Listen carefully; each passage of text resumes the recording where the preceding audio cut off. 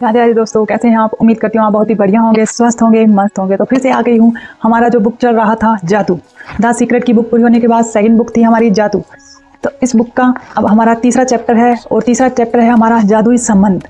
अब हम अपने संबंधों को कैसे जादुई बना सकते हैं, इसी चीज़ पर यहाँ इस टॉपिक में बात की है। किस तरह हमारे जो अगर हमारे परिवार में रिश्ते में किसी के साथ हमारे रिश्ते ख़राब हैं तो कैसे उन रिश्तों को ठीक कर सकते हैं, और अगर रिश्ते इससे अच्छे हैं तो उन्हें और ज़्यादा अच्छा कैसे कर सकते हैं। इस चैप्टर में यही चीज़ें बताई गई है। तो चलिए चैप्टर की शुरुआत करते हैं। हमेशा की तरह तहे दिल से धन्यवाद करती हूँ मेरी वीडियो पर आने के लिए, वीडियोज़ को लाइक करने के लिए, शेयर करने के लिए और चैनल को सब्सक्राइब करने के लिए। Thank you so much. तो चलिए यहाँ पर क्या है कि यहाँ ये कह रही हैं, रोंडा बहन जी कहते हैं, एक बार आप कल्पना करके देखिए कि अगर पूरी दुनिया में कोई भी इंसान नहीं होता, आप अकेले होते तो आपको कैसा लगता। अगर आप संगीतज्ञ होते तो आपका संगीत सुनने वाला कोई नहीं होता तो आपको कैसे लगता। अगर आप पेंटिंग करके जानते, आपके पास आप पेंटिंग्स बनाते, लेकिन उस पेंटिंग को देखने वाला कोई नहीं होता तो आपको कैसे लगता। आज हम परिवार में रहते हैं, दोस्तों के साथ पढ़ते हैं, जॉब करते हैं, तो हम बाहर जाते हैं, लोगों से मिलते हैं, हम अपनी राय देते हैं, उनके राय लेते हैं, तो हमारा जीवन कितना अच्छा और महत्वपूर्ण है। लेकिन वहीं अगर इंसान कोई नहीं होता और हम अकेले होते तो हमारा जीवन कैसे होता। अगर हम पेंटिंग बनाते तो किसके लिए बनाते, उसका बनाना या ना बनाना उसका कोई मतलब नहीं रह जाता। इसी तरह यहाँ ये कह रहे हैं कि रिश्ते हमारे जीवन में एक बहुत ही महत्वपूर्ण भूमिका निभाते हैं।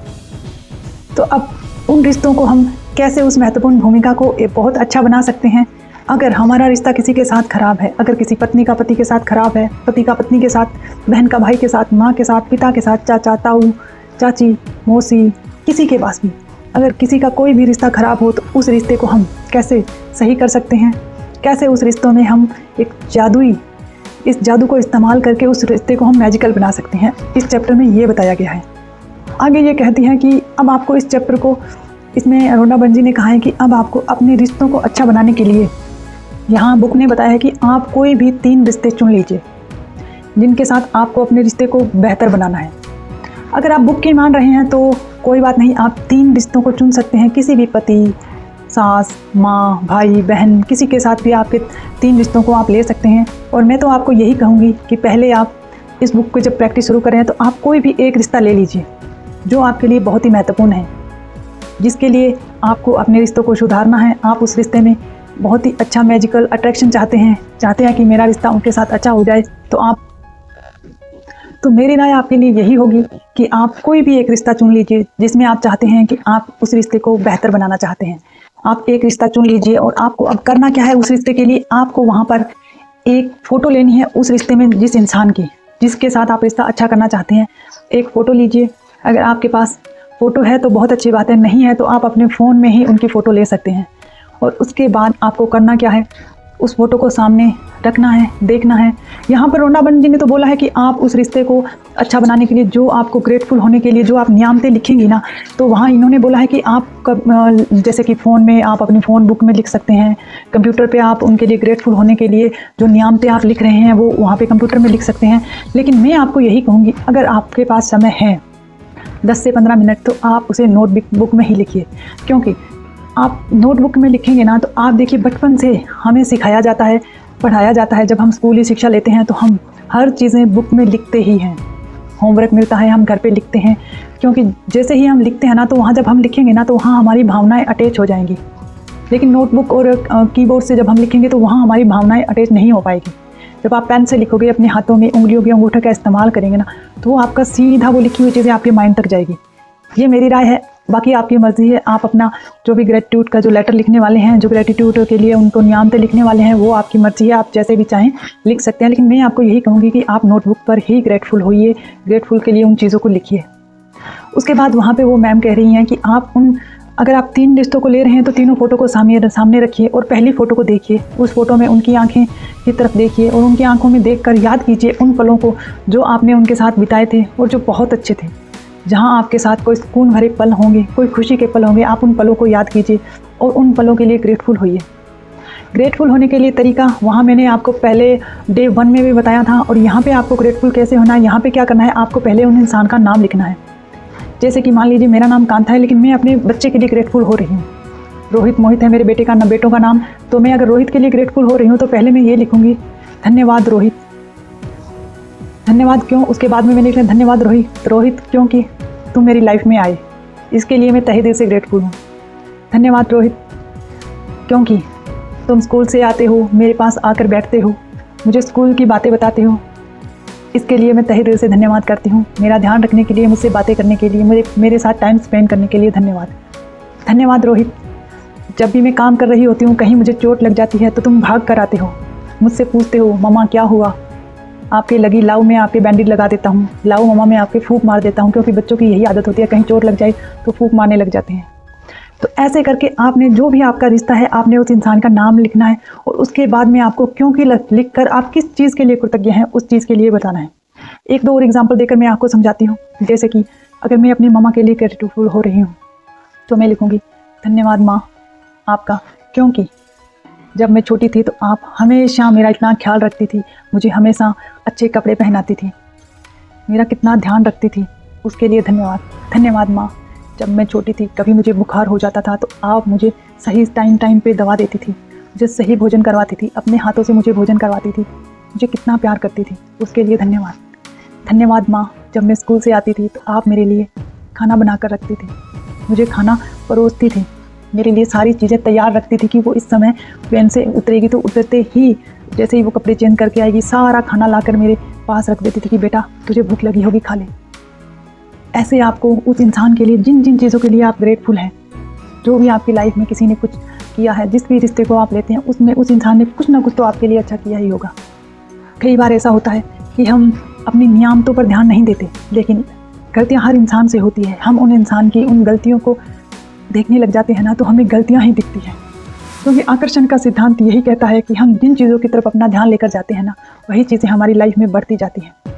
जब हम किसी इंसान की गलतियों की तरफ ध्यान लेकर जाते हैं, कमियों की तरफ ध्यान लेकर जाते हैं, तो हमारा माइंड, हमारा सबकॉन्शियस वही चीज़ें हमें दिखाता रहता है और हमारे माइंड हमें और भी चीज़ें वैसी दिखाने लग जाता है उस इंसान की कि हम उन गलतियों में इतने खो जाते हैं कि उसके अंदर जो अच्छाइयाँ होती हैं हम उसे देखना ही छोड़ देते हैं। तो यही लॉ ऑफ अट्रैक्शन में भी बुक में जब मैंने आपको पढ़ के समझाई थी, उसमें बताया गया था कि हम यूनिवर्स में जैसी फ्रिक्वेंसी छोड़ते हैं वैसे ही चीज़ें हम अपनी लाइफ में अट्रैक्ट करते हैं। अब इससे होगा क्या, एक समय ऐसा था जब हम उस इंसान की गलतियां देख रहे थे, उसने ये नहीं किया, उसने वो नहीं किया, मुझे ये नहीं दिया, मुझे वो नहीं किया, मुझे ये नहीं बताया, उसने मुझे ये नहीं बताया। जब हम ऐसी चीज़ें देखते हैं तो हमारा सबकॉन्शियस से हम ऐसी फ्रिक्वेंसी भेज रहे हैं यूनिवर्स की तरफ कि उस इंसान ने हमारा ध्यान नहीं रखा, जिसकी वजह से यूनिवर्स से ऐसी ही फ्रिक्वेंसी हमारी तरफ वापस लौट कर आती है कि हमें और ज़्यादा नेगेटिव चीज़ें दिखने लग जाती हैं। अब इस जो हमारा कनेक्शन यूनिवर्स के साथ नेगेटिव चीज़ों को उसे काटने के लिए हमें करना क्या है, हमें यूनिवर्स में अब ऐसी फ्रिक्वेंसीज़ को भेजना है जिसमें हम उस इंसान के लिए ग्रेटफुल होंगे। जैसे जैसे आप ग्रेटफुल होने लगेंगे ना, आपको दिन में 5 नियामतें लिखनी है उस इंसान के लिए जिसके साथ अपना रिश्ता अच्छा करना चाहते हैं। जैसे ही आप उनकी 5 नियामतें लिखेंगे ना, तो होगा क्या कि आप यूनिवर्स में ऐसी फ्रिक्वेंसी भेज रहे हैं, आप उनके अंदर की अच्छी चीज़ों को देख रहे हैं, नोटिस कर रहे हैं। तो होगा क्या, यूनिवर्स आपके सामने उस इंसान की वो सारी अच्छी चीज़ें, अच्छी यादें आपको देने लग जाएगा। जो आपके साथ अच्छे पल थे, वो अच्छा समय था, उसने कुछ अच्छा किया, वो सब धीरे धीरे आपको याद आता जाएगा। अब इस प्रैक्टिस को भी आपको डेली करना होगा। आप समय निकाल कर जब भी आपको, मैं ये नहीं कहती सारी प्रैक्टिस एक साथ करनी है, आपको सुबह वाली नियामतें, जब टाइम मिले 10 मिनट का सुबह वाली नियामतें लिखने, और जब भी बेफिक्र होकर, जब भी आपको और टाइम मिले, आप नियामतें लिखने बैठ जाइए। जब आप उस इंसान की नियामतें लिखना शुरू करेंगे ना, तो आपका सबकॉन्शियस माइंड, आपका यूनिवर्स आपको और ज़्यादा अच्छी चीज़ें दिखाना शुरू कर देगा। और धीरे धीरे जैसे जैसे आप नियामतें लिखते जाएंगे, आपकी फ्रिक्वेंसी हाई होती जाएगी और आप उस रिश्ते में जैसे जैसे अच्छी चीज़ें ढूंढने लग जाएंगे और अच्छी चीज़ें आपके पास आएंगी, तो वो रिश्ता धीरे धीरे खुद ब खुद इतना प्यारा हो जाएगा, मैजिक हो जाएगा उस रिश्ते में। तो अब ये था आपका जादुई संबंध।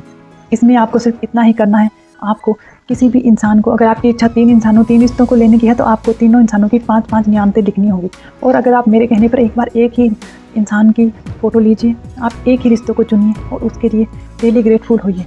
जैसे जैसे आप ग्रेटफुल होंगे, आप एक हफ्ते में मैजिक देखेंगे, उस इंसान का रवैया खुद ब खुद चेंज हो जाएगा आपके लिए। जो भी गलतियाँ हुई हैं, जो भी हमसे नेगेटिव कुछ हुआ है, वो सब अपने आप ठीक हो जाएगा और आपका रिश्ता बहुत ही प्यारा हो जाएगा। तो ये था हमारा चैप्टर 3।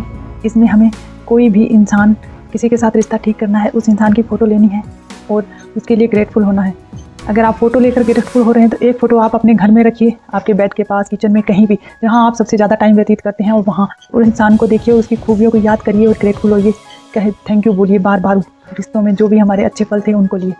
और अगर आप कहीं बाहर रहते हैं, ट्रैवल करते हैं, तो आप उस इंसान की फ़ोटो अपने पर्स में रख सकते हैं। और जब भी आप पर्स खोलें उस फ़ोटो को देखिए और 1, 2, 3 जितनी याद आए अच्छी चीज़ों को याद करिए और ग्रेटफुल हो जाइएगा।